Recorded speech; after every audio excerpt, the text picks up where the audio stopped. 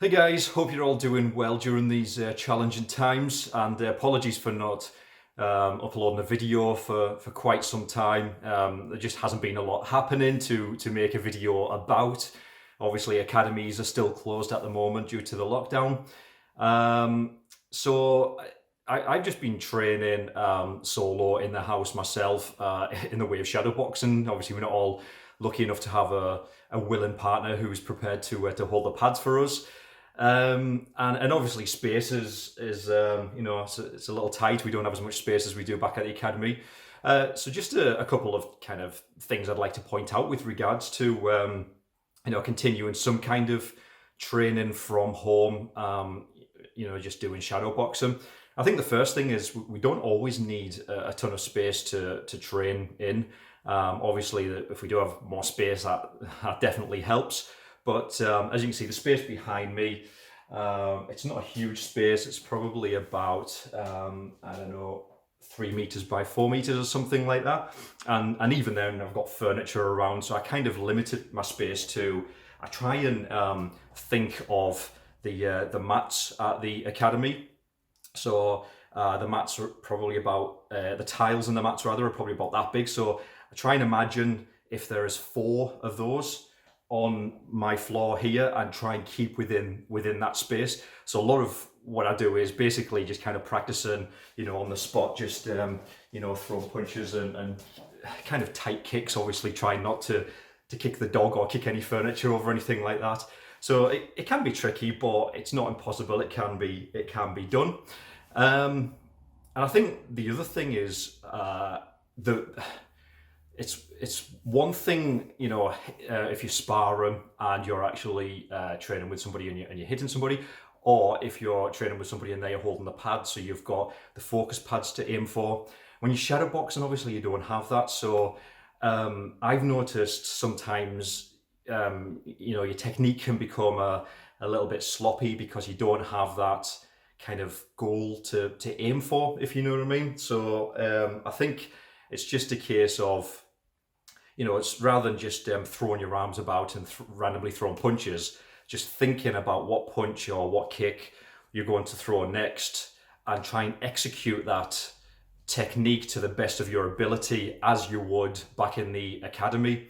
And what I find also helps for me is, when I'm throwing punches, if I try and visualize an opponent there, so a face, an imaginary face in front of me to hit, and I try and aim for that face every time, that avoids the sloppy punches and getting into any kind of bad habits. But my shadow boxing usually consists of moving around. I think that's another thing when you're at home and you're practicing.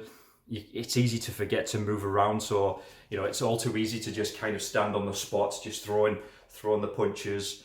That's not realistic. If you were competing, or if you were sparring or back in the academy, you'd get told off by the instructor for that. The instructor would likely say, keep on your toes. So try and make it a bit more realistic by keeping on your toes and moving around. So when you're throwing your punches, you're slipping and evading your opponent's attacks. Turning around. It doesn't, like I said, you don't need a ton of space. Just kind of turning on the spot is sufficient enough. And like I said, just slipping and then counter-attacking, and just try and make it a little bit more realistic, because I know doing this kind of thing at home, it can feel weird, jumping around the living room by yourself and with no kind of partner to train with, or no opponent or anything like that. But I think in these challenging times, it's just trying to make the best of a bad situation.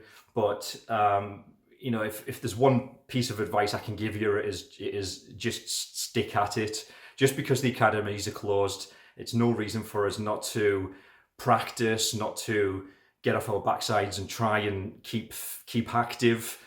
Trust me, it really helps with with your mental well-being. As I've said in some of my previous videos, it's been scientifically proven that exercise is good for the mind and not just for the body. It can really release endorphins in the brain, which is a feel-good chemical.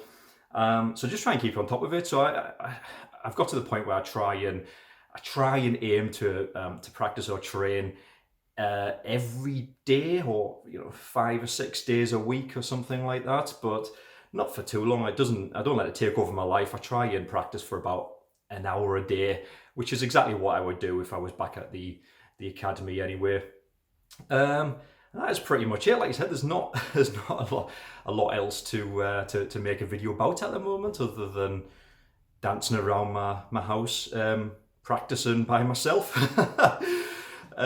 Hopefully, I can spur you guys on to do that also, and just try and keep your chin up. Things will hopefully return to some kind of normality soon, and the academies will be back open. Chances are it'll be on a limited basis. The academies will probably have they'll only allow a certain number of students at any one time, but we will get there. And in the meantime, just try and keep positive and keep your chin up.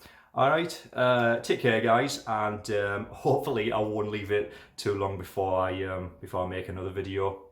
All right, bye for now.